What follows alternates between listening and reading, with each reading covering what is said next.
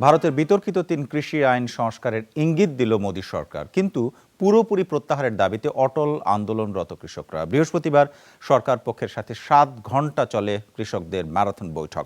চতুর্থ ধাপের সমঝোতা আলোচনা হয়নি দফা রফা। শনিবার আবারও বৈঠকে বসবে উভয় পক্ষ। সেখানেই চূড়ান্ত সমাধান আসবে এমনটা প্রত্যাশা কৃষিমন্ত্রী নরেন্দ্র সিং তোমারের। তবে ভারতীয় কিষাণ ইউনিয়নের মহাসচিব জগমোহন সিং জানিয়েছেন, শুক্রবারের মধ্যে আইন প্রত্যাহার না হলে ৫ ডিসেম্বর তারা আলোচনায় বসবেন না।